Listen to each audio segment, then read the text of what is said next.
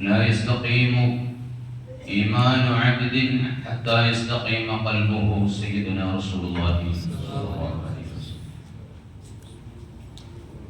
ودواه قلب خمسة فتلاوة بتدبر المعنى وللبطن الخلاء وقيام ليل والتضرع بالسحر ومجالسات الصالحين الفضلاء على أمة سيدنا محمد. الله سبحانه وتعالى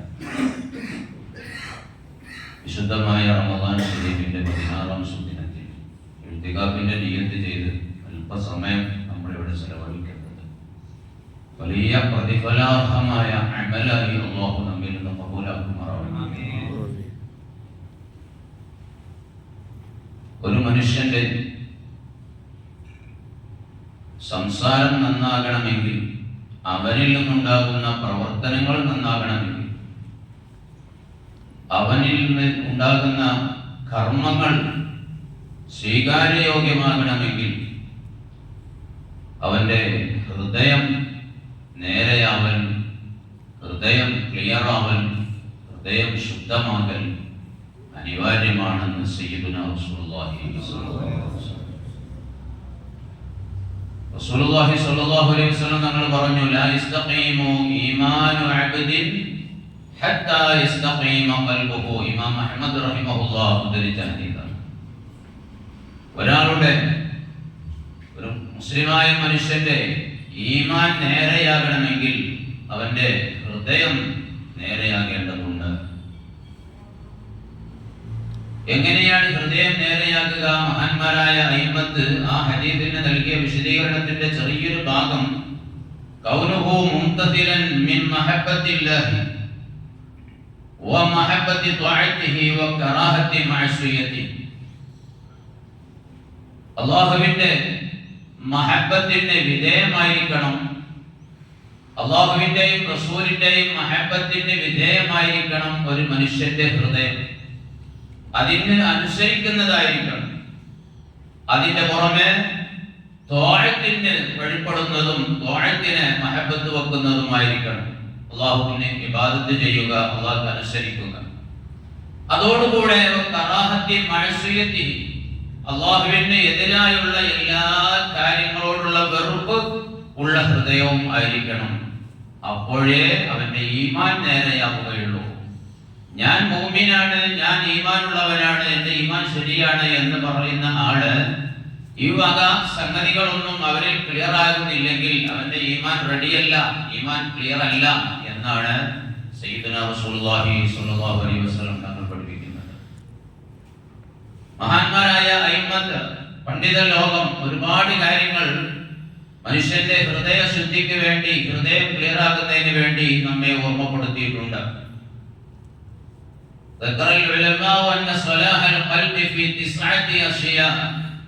മഹാന്മാരായ അയിമ്മത്ത് പറഞ്ഞു, ഹൃദയത്തിന്റെ സ്വലാഹ്, നന്മ 9 കാര്യങ്ങളിൽ അടങ്ങിയതാണ്. 9 കാര്യങ്ങളിലാണ്. ഞാൻ നേരത്തെ ചൊല്ലിയ ബൈത്ത്, അതിൽ 5 കാര്യങ്ങൾ, പ്രധാനപ്പെട്ട 5 കാര്യങ്ങൾ, ആ 5 കാര്യം ഈ 9-ൽ ഉൾക്കൊള്ളുന്നുണ്ട്. ഒന്നാമതായി ഖിറാഅത്തുൽ ഖുർആനി ബിത്തദബ്ബുർ, പരിശുദ്ധമായ ഖുർആൻ ശരീഫ് അതിന്റെ ആശയം, അതിന്റെ അർത്ഥം ആലോചിച്ചുകൊണ്ട് പാരായണം ചെയ്യുക എന്നത്. ഖുർആനിലേക്ക് ശ്രദ്ധ കൊടുത്തുകൊണ്ട് അതിന്റെ ആശയം, അർത്ഥം മനസ്സിലാകുന്നവ അവ ചിന്തിച്ചുകൊണ്ട് പാരായണം ചെയ്യുമ്പോൾ നമ്മുടെ ഹൃദയം നമ്മൾ അറിയാതെ ക്ലിയർ ആകും. ഹൃദയത്തിലെ ദുസ്വഭാവങ്ങൾ മാറി, ഹൃദയത്തിലെ മറ്റ് ചിന്താഗതികൾ മാറി, ഹൃദയത്തിൽ വന്ന കറകളൊക്കെ മായ്ഞ്ഞു പോയി നമ്മുടെ ഹൃദയം ശുദ്ധമാകുന്നു, ക്ലിയർ ആകുന്നു. ഇനി അർത്ഥം അറിയില്ലെങ്കിലും വിശുദ്ധമായ ഖുർആൻ പാരായണം ചെയ്യുന്നവൻ അതിലേക്ക് തന്നെ ശ്രദ്ധ കൊടുത്തുകൊണ്ട്, അല്ലാഹുവിന്റെ കലാമാണ് വിശുദ്ധമായ ഖുർആൻ എന്ന ആ ഒരു ബഹുമാനത്തോടുകൂടി അതിലേക്ക് തന്നെ ശ്രദ്ധ കൊടുത്തുകൊണ്ട് അങ്ങനെ പാരായണം ചെയ്തു പോയാലും ഈ പറഞ്ഞ ഗുണം അവന് ലഭിക്കുമെന്ന് മഹാന്മാർ രേഖപ്പെടുത്തുന്നുണ്ട്. രണ്ടാമതായി ഖലാഉൽ ബത്നി ബിതഖ്ലീലിൽ അക്ൽ, ഭക്ഷണം കുറച്ചുകൊണ്ട് വയർ കാലിയാക്കുക. എന്ന് പറഞ്ഞാൽ ധാരാളമായി വയറ് നിറയെ ഭക്ഷണം കഴിക്കാതിരിക്കുക. ധാരാളമായി ഭക്ഷണം കഴിച്ചാൽ സ്വാഭാവികമായി നമുക്കൊക്കെ അറിയുന്ന കാര്യമാണ്, ക്ഷീണമുണ്ടാകും, അവന്റെ രോഗങ്ങൾ ഉണ്ടാകും. അതുകൊണ്ട് അവന്റെ ആരാധന താല്പര്യങ്ങളൊക്കെ ഇല്ലാതെയാകും. എല്ലാത്തിനോടും അവന്റെ ഒരു ഉദാസീനത അനുഭവപ്പെടും. അതേ സമയത്ത് ആവശ്യത്തിന് ഭക്ഷണം കഴിച്ചു, വയറ് നിറച്ച് കഴിച്ചിട്ടില്ല, എന്നാൽ അവൻ ഇബാദത്തൊന്നും ചെയ്യാൻ യാതൊരു പ്രയാസം ഉണ്ടാകുകയില്ല. അവന് അധികമായുള്ള ഉറക്കം നിയന്ത്രിക്കാൻ കഴിയും. അതോടുകൂടെ അവന്റെ ഹൃദയ ശുദ്ധിക്കും അത് കാരണമാണ്. മൂന്നാമതായി ഖിയാമുൽ ലൈലി ബിൽ ഇബാദ, ആരാധനകളെ കൊണ്ട് രാത്രി ധന്യമാക്കുക, സജീവമാക്കുക. രാത്രിയിലെ തഹജ്ജുദ് നിസ്കാരം, മറ്റ് ഇബാദത്തുകളെ കൊണ്ടൊക്കെ രാത്രിയെ സജീവമാക്കുക. നാലാമതായ തളറു ഹിന്ദ സഹർ, അത്താഴ സമയത്ത് അല്ലാഹുവിലേക്ക് നാം കൈ ഉയർത്തി മനസ്സ് അല്ലാഹുവിലേക്ക് കണക്ഷൻ കൊടുത്തുകൊണ്ട് നാം പ്രാർത്ഥനയിൽ മുഴുകുക. ആ സമയം വല്ലാത്തൊരു സമയമാണ്. വിശുദ്ധമായ ഖുർആൻ തന്നെ പ്രത്യേകം പറഞ്ഞിട്ടുണ്ട്, വബിൽ അസ്ഹാരി ഹും യസ്തഗ്ഫിറൂൻ. മുഅ്മിനീങ്ങളുടെ ലക്ഷണം പറഞ്ഞിടത്ത് അല്ലാഹു പറയാണ്, അവർ അത്താഴ സമയത്ത് അല്ലാഹുവിനോട് പൊറുക്കലിനെ തേടുന്നവരാണ്. അത്താഴ സമയത്ത് പൊറുക്കലിനെ തേടുന്നവരാണെന്ന് പ്രത്യേകം പേരെടുത്ത് പറയാൻ കാരണം, വിശേഷണം പറയാൻ കാരണം, ആ സമയത്തുള്ള പ്രാർത്ഥനയുടെ മഹത്വം നമ്മെ ബോധ്യപ്പെടുത്താനാണ്. ബഹുമാനപ്പെട്ട യാക്കൂബ് നബി അലൈഹിസ്സലാത്തു വസ്സലാമിന്റെ മക്കൾ യൂസുഫ് നബി അലൈഹിസ്സലാത്തു വസ്സലാമിനോടും ബിന്യാമീനോടും ഒരുപാട് ഇഷ്ടമില്ലാത്ത കാര്യങ്ങൾ ചെയ്തു. അവസാനം യൂസുഫ് നബി അലൈഹിസ്സലാത്തു വസ്സലാമിന്റെ കാൽക്കൽ തന്നെ അവർ അഭയം പ്രാപിക്കേണ്ടി വന്നു. ആ സന്ദർഭത്തിൽ യൂസുഫ് നമ്മൾ അവഗണിച്ച, നമ്മൾ വധിക്കാൻ വേണ്ടി എല്ലാ ഗൂഢശ്രമങ്ങളും നടത്തി, എല്ലാ പണിയും നമ്മൾ ഒപ്പിച്ച യൂസുഫ് പരമോന്നത പദവിയിൽ എത്തി, യൂസുഫാണ് മിസ്ർ നിയന്ത്രിക്കുന്നത് എന്ന് ബോധ്യപ്പെട്ടപ്പോ അവർക്ക് പറ്റിയ അമളി, അവർക്ക് പറ്റിയ വലിയ തെറ്റ്, അവർക്ക് സംഭവിച്ച തെറ്റ്, ആ തെറ്റ് സമ്മതിച്ചുകൊണ്ട് പിതാവായ അല്ലാഹുവിന്റെ പ്രവാചകരായ യാക്കൂബ് നബി അലൈഹിസ്സലാത്തു വസ്സലാമിനോട് അവർ പറഞ്ഞു, യാ അബാന അസ്തഗ്ഫിർ ലനാ ദുനൂബനാ ഇന്നാ കുന്നാ ഖാതിഈൻ. ഉപ്പാ, ഞങ്ങൾക്ക് വേണ്ടി അങ്ങ് അല്ലാഹുവിനോട് പൊറുക്കലിനെ തേടണം. യാ അബാന അസ്തഗ്ഫിർ ലനാ ദുനൂബനാ, ഞങ്ങളിൽ നിന്ന് ദോഷങ്ങൾ സംഭവിച്ചു പോയി. യൂസുഫിനെയും ബിന്യാമീനെയൊക്കെ വകവരുത്താൻ വേണ്ടി പഠിച്ച പണിയൊക്കെ ഞങ്ങൾ ചെയ്തു, വലിയ തെറ്റായി പോയി. അതുകൊണ്ട് ഞങ്ങൾക്ക് വേണ്ടി ഞങ്ങളെ പാപം പൊറുക്കാൻ അങ്ങ് അല്ലാഹുവിനോട് തേടണം. ഇന്നാ കുന്നാ ഖാതിഈൻ, ഞങ്ങൾ തിന്മ സംഭവിച്ചു പോയവരാണ്. യാക്കൂബ് നബി അലൈഹിസ്സലാത്തു വസ്സലാം അപ്പോൾ പറഞ്ഞത്, സൗഫ അസ്തഗ്ഫിറു ലക്കും റബ്ബി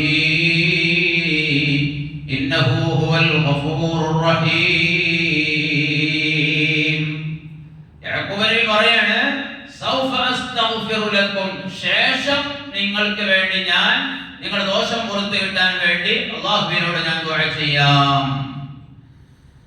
എന്താണ് യാക്കൂബ് നബി അലൈഹിസ്സലാത്തു വസ്സലാം ശേഷം ദുആ ചെയ്യാം, ഇപ്പോ ചെയ്യുന്നില്ല എന്ന് പറഞ്ഞത് എന്തുകൊണ്ടാണ്?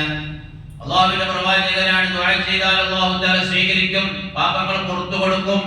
എന്നിട്ടും ആ പ്രവാചകനായ യാക്കൂബ് നബി അലൈഹിസ്സലാത്തു വസ്സലാം അപ്പോൾ ദുആ ചെയ്തു കൊടുക്കാതെ ഞാൻ പിന്നെ ദുആ ചെയ്തോളാം എന്ന് പറഞ്ഞ് മാറ്റിവെച്ചത് എന്തിനു വേണ്ടിയാണ്?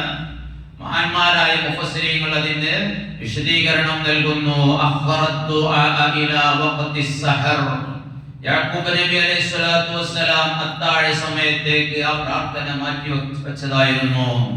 ഏറ്റവും ഉത്തരം കിട്ടുന്ന സമയമായ, ദുആക്ക് ഏറ്റവും മഹത്വമുള്ള, അല്ലാഹു പെട്ടെന്ന് സ്വീകരിക്കുന്ന സമയമായ അത്താഴ സമയത്തിലേക്ക് എന്റെ മക്കൾക്ക് വേണ്ടിയുള്ള പ്രാർത്ഥന മാറ്റിവെക്കാം എന്ന് തീരുമാനിച്ചത് കൊണ്ടാണ് യാക്കൂബ് നബി സൗഫ അസ്തഗ്ഫിർ ലക്കും റബ്ബി എന്ന് പറഞ്ഞത്. ഇതിൽ നിന്നൊക്കെ നമ്മൾ ഉൾക്കൊള്ളേണ്ടത്, നാം എഴുന്നേൽക്കുന്ന അത്താഴത്തിന് വേണ്ടി നമ്മൾ എഴുന്നേൽക്കുന്ന സമയം 2 റക്അത്തെങ്കിലും ചുരുങ്ങിയത് തഹജ്ജുദ് നിസ്കരിച്ച് അല്ലാഹുവിനോട് വളരെ പ്രധാനപ്പെട്ട നമ്മുടെ പാപമോചനത്തിനും റഹ്മത്തിനും ഇതുക്കും മിനന്നാറിനും നമ്മുടെ അമലുകളുടെ കബൂലിയത്തിനൊക്കെ വേണ്ടി അക്കൂട്ടത്തിൽ നമ്മുടെ ഭൗതിക കാര്യങ്ങളും നമ്മുടെ പ്രലോഭനങ്ങൾ, പ്രയാസങ്ങൾ നീങ്ങി കിട്ടാൻ ഇതിനൊക്കെ വേണ്ടി നമ്മൾ ഒരു അല്പസമയം അള്ളാഹുവിനോട് മനസ്സിരുത്തി ആ ശാന്തമായ സമയത്ത് ദുആ ചെയ്താൽ അല്ലാഹു തആല വിശേഷിച്ചും റമദാൻ മാസത്തിൽ തട്ടിക്കളയുകയില്ല. ഇത് നാം മനസ്സിലാക്കേണ്ടതുണ്ട്. ആ സമയത്തുള്ള പ്രാർത്ഥന കാരണം ഹൃദയം ക്ലിയർ ആകുന്നു, ഹൃദയം ശുദ്ധിയാകുന്നു. പിന്നീട് അഞ്ചാമത്തത് മുജാലസാത്തു സ്വാലിഹീൻ, സ്വാലിഹീങ്ങളുമായിട്ടുള്ള സമ്പർക്കം, നല്ല ആളുകളുടെ കൂടെ ഇരിക്കുക, നല്ലവരുമായി ഇടകലർന്നിരിക്കുക, അവരുമായി ബന്ധപ്പെട്ടുകൊണ്ടിരിക്കുക. അവരിൽ നിന്ന് നന്മ നമുക്ക് പകർന്നു കിട്ടും. അവർ മുഖേന പല ഗുണങ്ങളും നമുക്കുണ്ടാവും. നമ്മൾ നന്നായി തീരാൻ അത് കാരണമാകും. ആറാമത്തേതായ തനിക്ക് അനിവാര്യമല്ലാത്തതിനെ തൊട്ട് മൗനം പാലിക്കുക. തനിക്ക് അനിവാര്യമായതേ ഇടപെട്ട് സംസാരിക്കാം, അല്ലാത്തത് മിണ്ടാതിരിക്കാം. ഞാൻ അവിടെ പറയേണ്ട ആവശ്യമില്ല, ഞാൻ അതിൽ ഇടപെടേണ്ട ആവശ്യമില്ല, ഞാൻ അത് പറയേണ്ട ആവശ്യമില്ല. അത്തരം സാഹചര്യങ്ങളിലൊന്നും ഞാൻ മിണ്ടാതിരിക്കുക. അതാണ് തനിക്ക് അനിവാര്യമല്ലാത്ത, ആവശ്യമില്ലാത്ത കാര്യങ്ങളെ തൊട്ട് മൗനം പാലിക്കുക. നമുക്കറിയാലോ, വെറുതെയുള്ള സംസാരങ്ങൾ, ആ സംസാരങ്ങളെ കൊണ്ട് പല ഭവിഷ്യത്തുകളും നമ്മൾ അഭിമുഖീകരിക്കേണ്ടി വരും. കൂട്ടത്തിൽ നമ്മുടെ ഹൃദയം ദുഷിച്ചതായി പോകും. പിന്നീട് വിവരമില്ലാത്ത ആളുകളെ തൊട്ട് അകലുക. വിവരമില്ലാത്ത ആളുകളെ തൊട്ട് അകലുക എന്ന് പറഞ്ഞാൽ വിവരമില്ലാത്ത ആൾ മെയിൻറ്റെയിൻ ചെയ്യേണ്ട ആ അർത്ഥത്തിനല്ല. വിവരമില്ലാത്ത ആളുകളെ ചേർത്ത് പിടിക്കണം. വിവരമില്ലാത്ത ആളുകൾക്ക് ആവശ്യമുള്ള അറിവുകൾ നുകർന്നു കൊടുക്കണം. അവരുടെ അടുത്ത് കാണുന്ന തെറ്റുകൾ അവരെ ബോധ്യപ്പെടുത്തണം. ആ വക കാര്യങ്ങളൊക്കെ ചെയ്യണം. പിന്നെന്താ വിവരമില്ലാത്ത ആളുകളെ തൊട്ട് അകലണം എന്ന് പറഞ്ഞത്? വിവരമില്ലാത്ത ആളുകൾ അജ്ഞതയുടെ പേരിൽ എന്തെങ്കിലും ഇങ്ങോട്ട് പറയുകയോ ചെയ്യുകയോ ചെയ്താൽ അതിന് പ്രതികരിക്കണ്ട. അതിനോട് തെറ്റായ നിലക്കുള്ള പ്രതികരണങ്ങൾ വേണ്ട, ആ അർത്ഥത്തിനാണ്. അതാണ് അല്ലാഹു തആല റസൂലുള്ളാഹി സ്വല്ലല്ലാഹു അലൈഹി വസല്ലം തങ്ങളോടും പറഞ്ഞത്, ഖുദിൽ അഫ്വ വഅ്മുർ ബിൽ ഉർഫി വഅരിദ് അനിൽ ജാഹിലീൻ. നബിയെ, അങ്ങ് മാപ്പ് സ്വീകരിക്കുക, നല്ലത് കൽപ്പിക്കുക. വഅരിദ് അനിൽ ജാഹിലീൻ, വിവരമില്ലാത്തവരെ തൊട്ട് അങ്ങ് തിരിഞ്ഞു കളഞ്ഞേക്കൂ നബിയെ.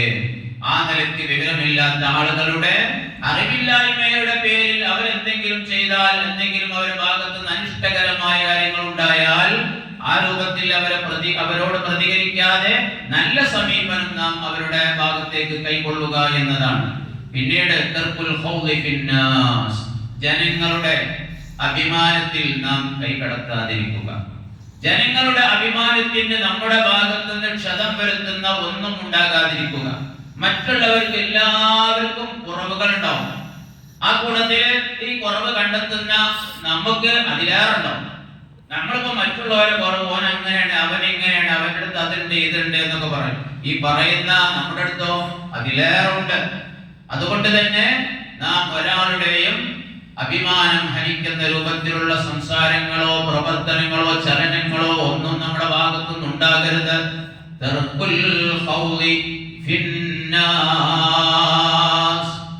വിശുദ്ധമായ ഖുർആൻ ശരീഫിൽ കാണാം,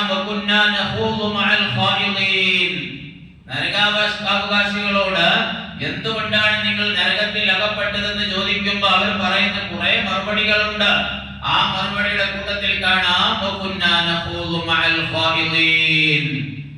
ആവശ്യമില്ലാത്ത കാര്യത്തിൽ മറ്റുള്ളവരുടെ അഭിമാനം ഹനിക്കുന്നതിലും മറ്റുള്ളവരെ പരിഹസിക്കുന്നതിലും മറ്റുള്ളവരെ തെറിവിളിക്കുന്നതിലും മറ്റുമൊക്കെ ആളുകൾ ചെയ്യുന്നത് പോലെ ഞങ്ങളും അക്കൂട്ടത്തിൽ ചെയ്തു പോയി. മറ്റുള്ളവരുടെ അഭിമാനം ഹനിക്കുന്നതൊന്നും, ആവശ്യമില്ലാത്ത കാര്യങ്ങളിൽ ഇടപെടുന്നതൊന്നും, തെറ്റുകുറ്റങ്ങളിൽ ബന്ധപ്പെടുന്നതൊന്നും ഞങ്ങൾക്ക് പ്രശ്നമായി കണ്ടില്ല എന്ന്. അതുകൊണ്ട് ആ കാര്യങ്ങൾ അങ്ങനെ ചെയ്യുന്നത് എല്ലാ അർത്ഥത്തിലും നമ്മൾ ദുഷിക്കുന്നതാണ്. അതോടുകൂടെ വളരെ ചീത്തയായി പോകുന്നു നമ്മുടെ ഹൃദയം. അത് നാം ഉപേക്ഷിച്ചാൽ അനിഷ്ടമായത് ഒരാളെ സംബന്ധിച്ചും പറയുകയോ ചെയ്യുകയോ സൂചിപ്പിക്കുകയോ ഒന്നുമില്ലാതെയായാൽ നമ്മുടെ ഹൃദയം ഓട്ടോമാറ്റിക്കായി അത് ക്ലിയർ ആകുമെന്നാണ് മഹാന്മാർ. ഹദീസുകളുടെ വെളിച്ചത്തിലാണ് ഈ കാര്യങ്ങൾ ഓരോന്നും നമ്മെ പഠിപ്പിക്കുന്നത്. ഒമ്പതാമത്തെ കാര്യം അക്ലുൽ ഹലാൽ, ഹലാൽ ഭക്ഷിക്കുക എന്നതാണ്. ഹലാൽ ഭക്ഷിക്കുക, അല്ലാഹു തആല ഹലാലാക്കിയത് മാത്രം തിന്നുക. തോന്നുക, ഹലാലാണെന്ന് ബോധ്യമുള്ളത്. ഈ 9 കാര്യങ്ങളിൽ ഇത് പറഞ്ഞിട്ട് ഹലാൽ ഭക്ഷിക്കുക എന്ന് പറഞ്ഞിട്ട് മഹാന്മാർ പറയാണ് ഇതാണ് ഏറ്റവും പ്രധാനപ്പെട്ടത്. 9ൽ ഏറ്റവും പ്രധാനപ്പെട്ടത് 9ാമത് പറഞ്ഞ കാര്യമാണ്. എന്താ കാരണം? ഹലാൽ ഭക്ഷിക്കുക എന്നത് നമ്മുടെ ഹൃദയത്തെ പ്രകാശിപ്പിക്കും, നമ്മുടെ ഹൃദയത്തെ ശുദ്ധമാക്കും. ഹൃദയം ശുദ്ധമാകുമ്പോൾ നമ്മുടെ അവയവങ്ങളൊക്കെയും ശുദ്ധമാകും. നമ്മുടെ അവയവങ്ങളിലൂടെ ഉണ്ടാകുന്ന എല്ലാ മഫ്സദത്തുകളും തട്ടിപ്പോകും, അതെല്ലാം ഇല്ലാതെയാകും. നന്മകൾ അധികരിക്കുകയും ചെയ്യും. അതേസമയം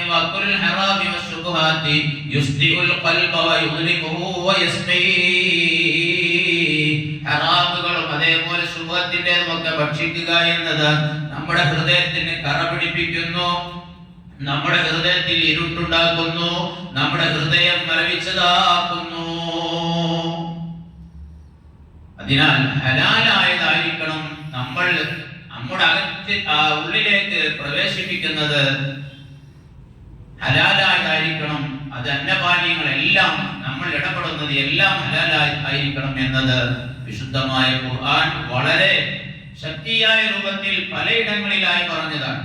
യാ അയ്യുഹന്നാസു കുലൂ മിൻ ത്വയ്യിബാത്ത് മിനത്വയ്യിബാത്ത് യാ അയ്യുഹർ റസൂലു കുലൂ മിനത്വയ്യിബാത്ത്. മുർസലീങ്ങളോട് അല്ലാഹു തആല പറഞ്ഞു നിങ്ങൾ ത്വയ്യിബാത്തെ ഭക്ഷിക്കാവൂ. ത്വയ്യിബാത്തെ ഹലാലായതും അതോടുകൂടെ പോഷകങ്ങൾ അടങ്ങിയതുമായിരിക്കണം നിങ്ങൾ ഭക്ഷിക്കുന്നത്. ഹലാലുമാകണം, പോഷകങ്ങൾ അടങ്ങിയതുമായിരിക്കണം. ഇത് അംബിയാ മുർസലീങ്ങളോടും അല്ലാഹു തആല പറഞ്ഞു. അതേസമയം വിശ്വാസികളായ അനുയായികളോടും അല്ലാഹു തആല പറഞ്ഞു യാ അയ്യുഹല്ലദീന ആമനൂ അൻഫിഖൂ മിൻ ത്വയ്യിബാതി മാ കസബതും. നിങ്ങൾ ചെലവഴിക്കുന്നതും നല്ലതായിരിക്കണം, നിങ്ങൾ ഭക്ഷിക്കുന്നതും നല്ലതായിരിക്കണം, നിങ്ങൾ ഇടപെടുന്നതൊക്കെ അനുവദനീയമായതും എല്ലാം ആയിരിക്കണമെന്ന് വിശുദ്ധമായ ഖുർആൻ പലയിടങ്ങളിലായി പറഞ്ഞു. ഹദീസുകളിലും ധാരാളമായി കാര്യം നമ്മെ ഓർമ്മപ്പെടുത്തിയിട്ടുണ്ട്.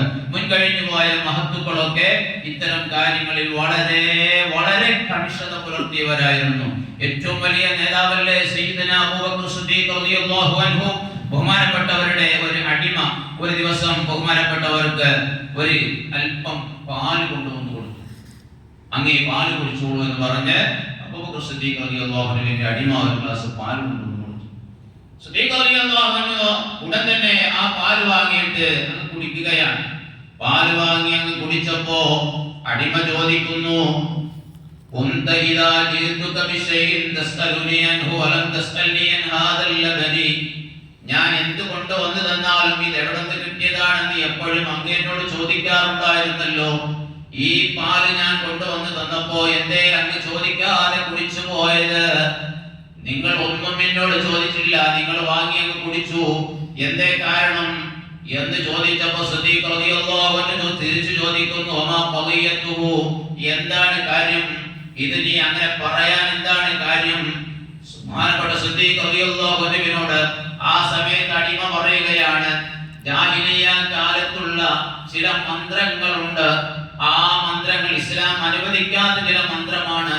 ആ മന്ത്രം കൊണ്ട് ഞാൻ ഒരു കൂട്ടർക്ക് അവർ മന്ത്രിക്കണമെന്ന് പറഞ്ഞപ്പോ എനിക്ക് മന്ത്രമൊന്നും അറിയില്ല, പക്ഷെ ഞാൻ ആ മന്ത്രം കൊണ്ട് മന്ത്രിച്ചു കൊടുത്തു. അതിന് പകരമായി അവർ എനിക്ക് തന്നതാണിത്. ഞാൻ ആ മന്ത്രിച്ചു കൊടുത്തതിന്റെ പകരമായി അവരെനിക്ക് തന്നതാണ് ഈ പാല്, അതാണ് അങ്ങേക്ക് കുടിക്കാൻ തന്നത് എന്ന് കേട്ടപ്പോ സിദ്ദീഖുൽ അക്ബർ റളിയല്ലാഹു അൻഹു എന്ത് ചെയ്തു? ഫലമ്മാ സമിഅ ദാലിക അജ്ഹദ നഫ്സഹു ഹത്താ തഖായാ.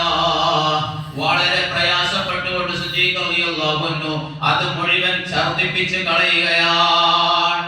എന്താണ് സിദ്ദീഖ് റളിയല്ലാഹു അൻഹു ചെയ്തത്?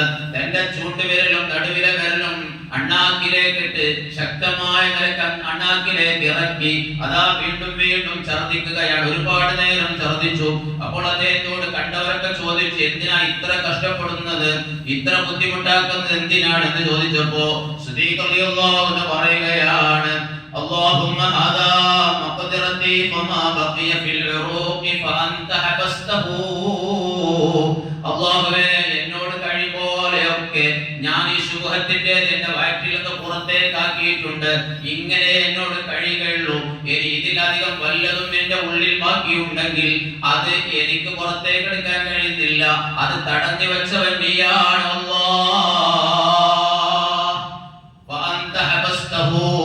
അല്ലാഹുവേ, നീയാണ് അതിന് ബാക്കിയുള്ളത് അവിടെ തടഞ്ഞു വെച്ചത്. അതിന്റെ പേരിൽ എന്നെ നീ പിടികൂടരുത്.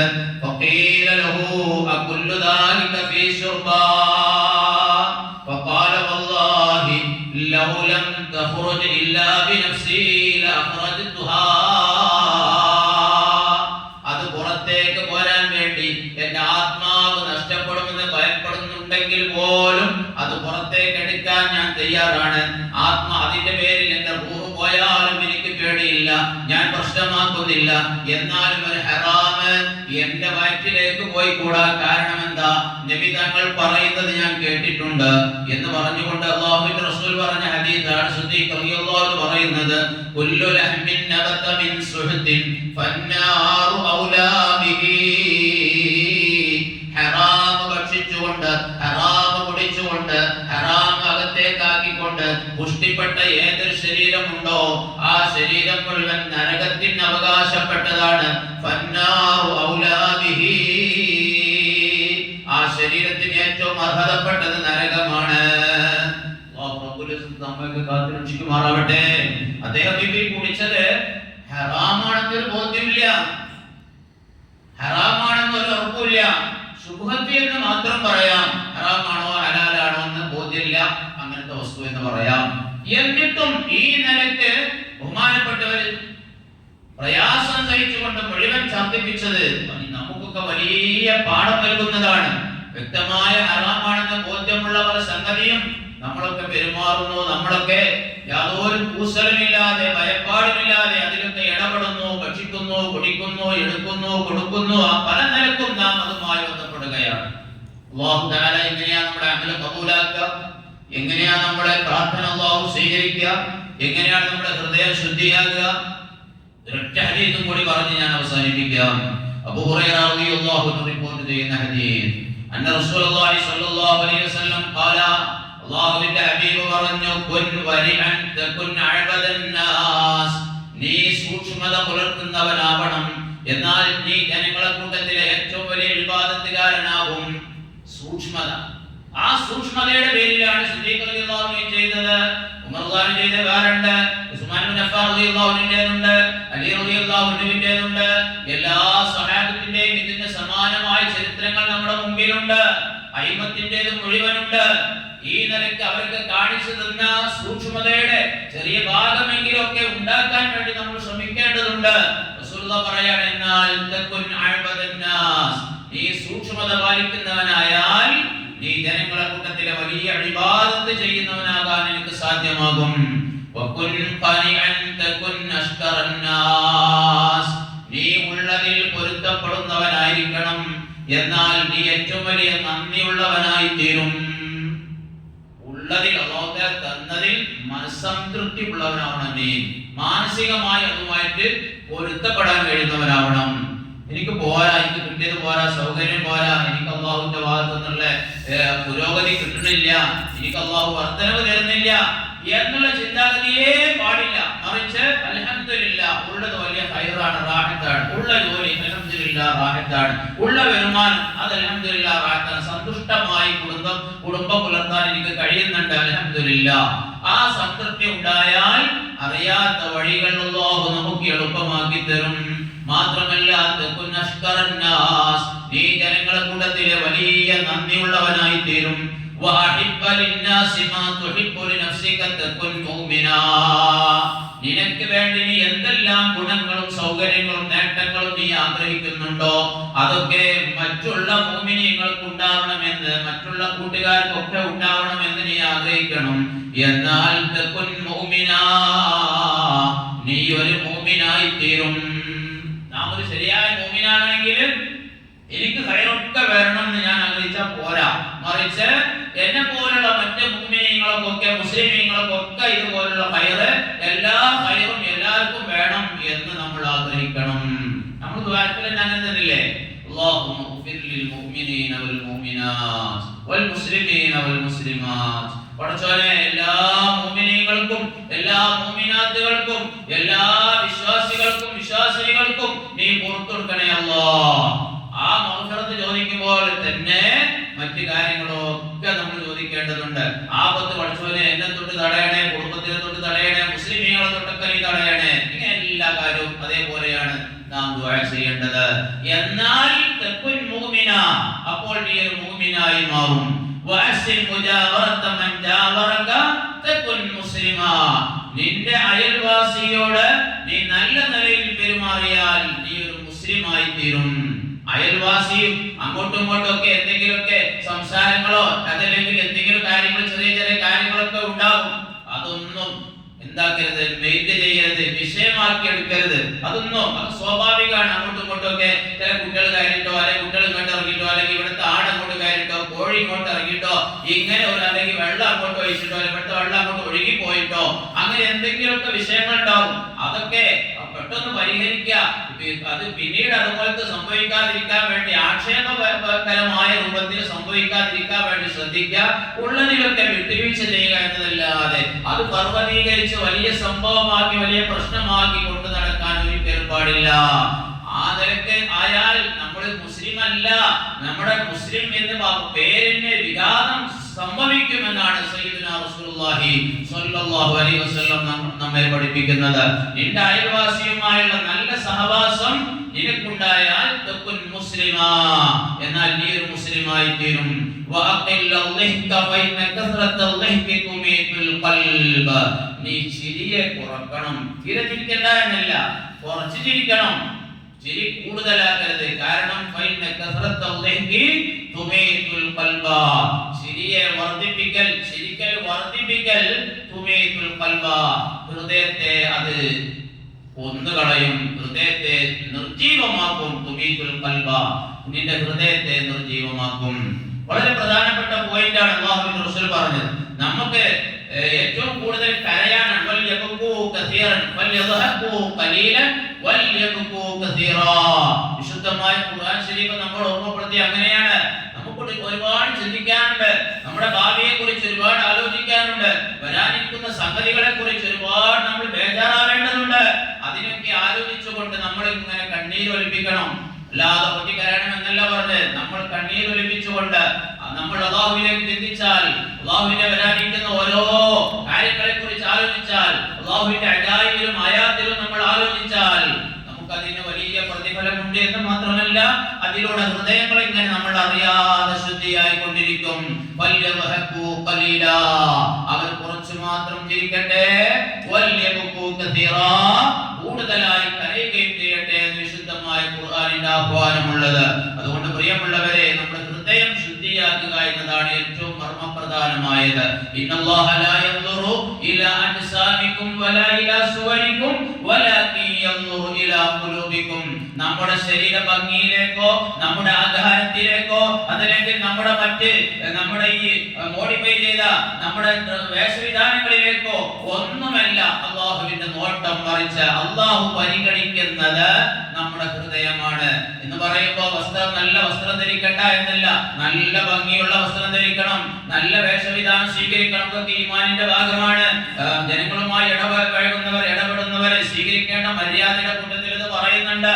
പ്രത്യേകിച്ച് ആൾക്കൂട്ടത്തിലേക്ക് വരുമ്പോ ദുർഗന്ധം വമിക്കുന്നത് ഉണ്ടാവാൻ പാടില്ല, മുഷിഞ്ഞത് ഉണ്ടാവാൻ പാടില്ല, മറ്റു ജനങ്ങൾക്ക് വെറുപ്പ് തോന്നുന്ന ഒന്നും ഉണ്ടാവാൻ പാടില്ല.